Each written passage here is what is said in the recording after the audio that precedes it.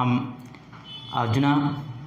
Today I would like to discuss intonation. What is intonation? If we listen to a native English speaker, he doesn't speak with the same pitch. Sometimes there is a rise in the pitch, sometimes there is a fall in the pitch. Here the variation in the pitch is called intonation. The intonation helps us to understand the speaker's intention better and clear. Let's see how the falling tone and the rising tone are used. The first one, falling tone. Here the pitch falls from high to low. In falling tone, the pitch falls from high to low. There are some confusing rules.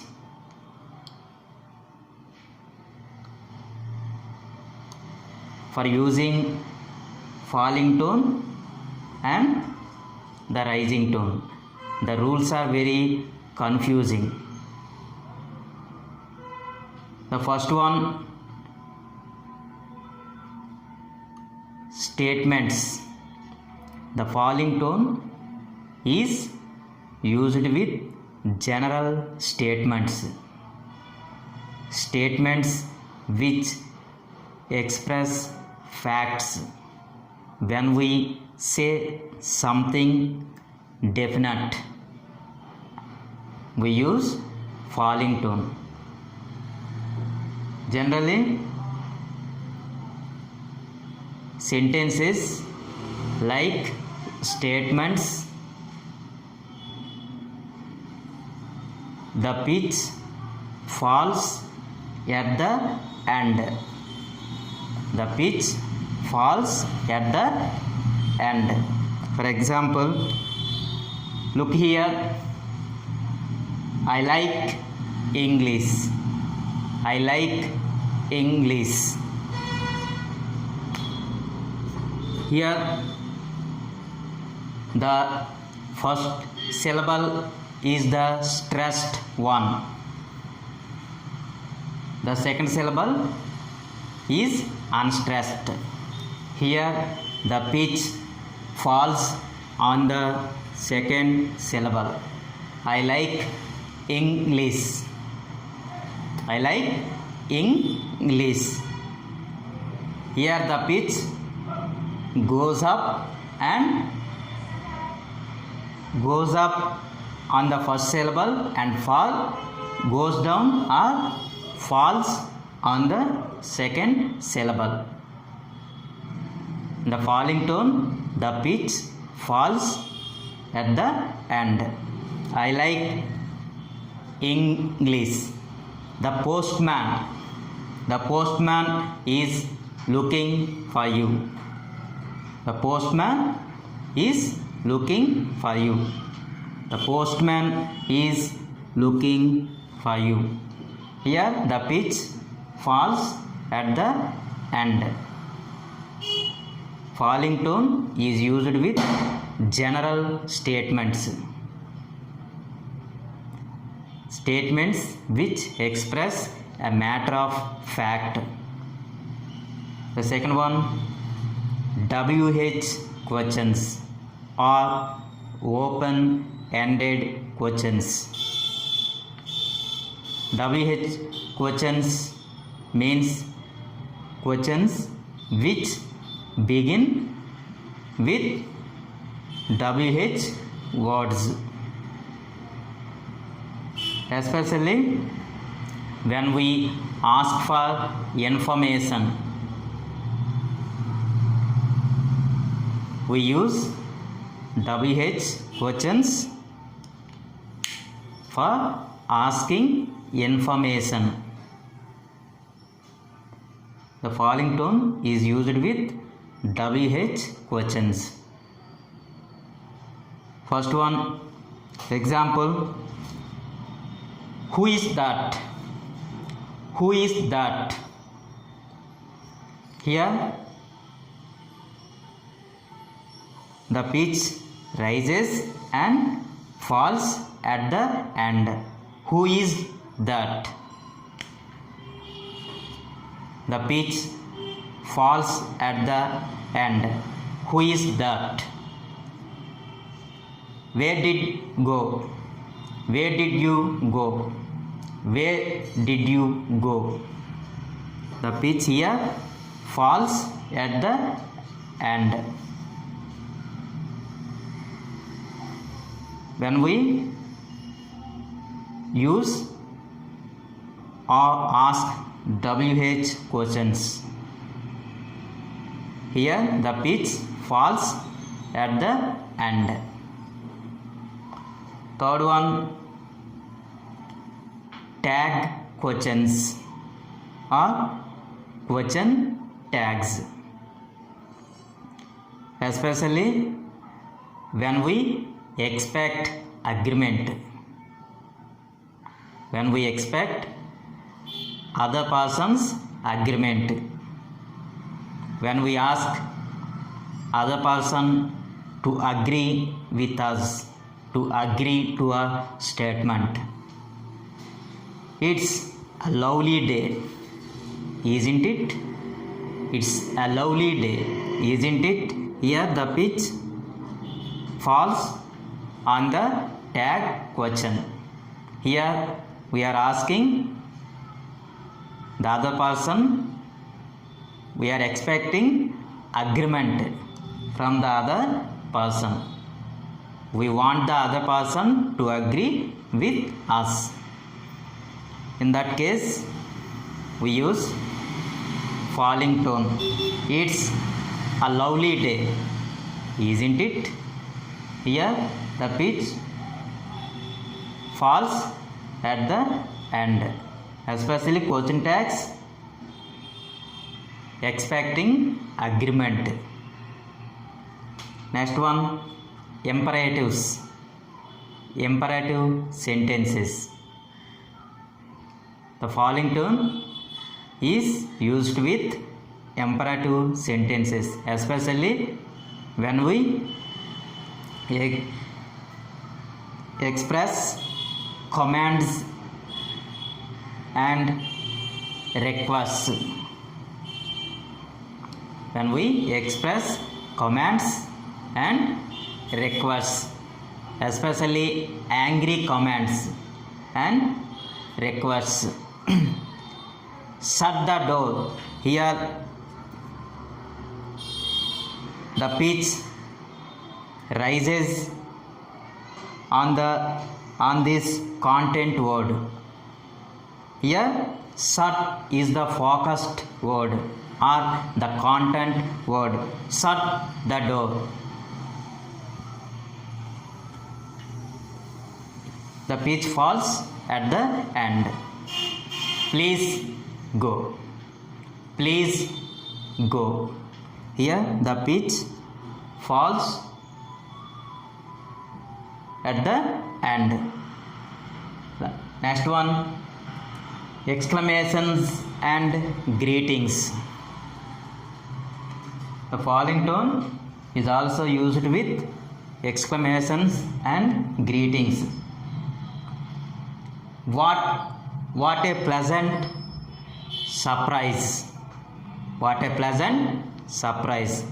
What a pleasant surprise. Here the pitch goes up and falls at the end.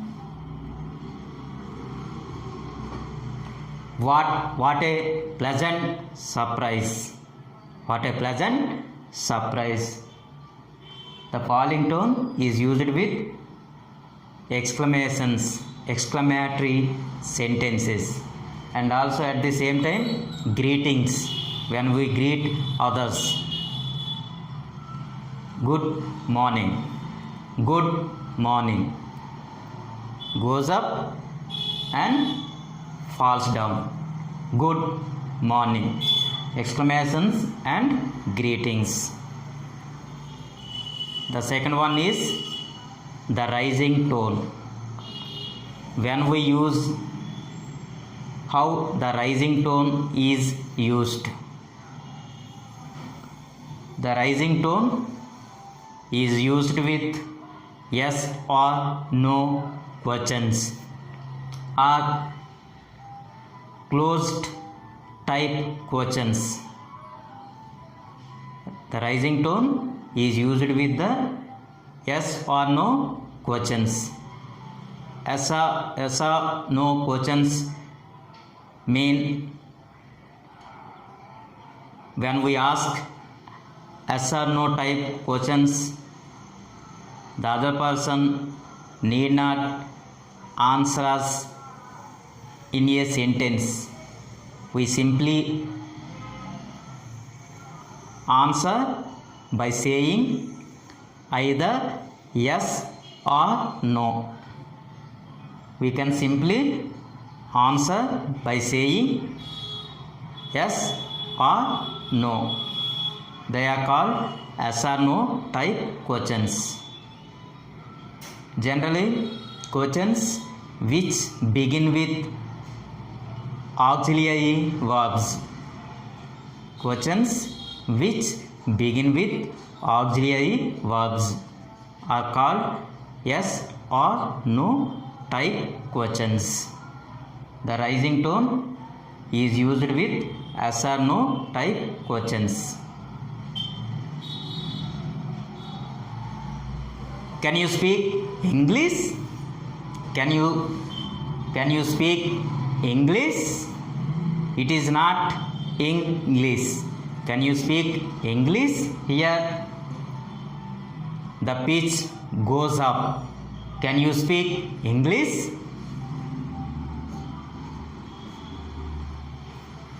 Can you speak English? Here can is the helping verb. Questions which begin with auxiliary verbs, they are called yes or no type questions. The rising tone is used with the yes or no type questions. Can you speak English? Are you coming now? Are you coming now? Are you coming now?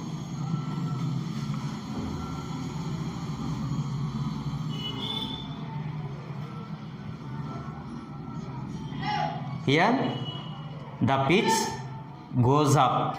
Are you coming now? Next one, clauses, especially dependent clauses. The rising tone is used with dependent clauses. When I went there, no one was there. When I went there, no one was there. Here when maybe a complex sentence, clauses, dependent clauses. The rising tone is used with the dependent clauses. When I went there, no one was there. When I went there, no one was there. I want to help you. I want to help you. If you ask, I want to help you. If you ask, here the pitch goes up. Here if and when indicate clauses. The next one, the rising tone is also used with tag questions or question tags. I said earlier, here also the falling tone also is used with tag questions. Here asking for agreement, here asking for information. We need information.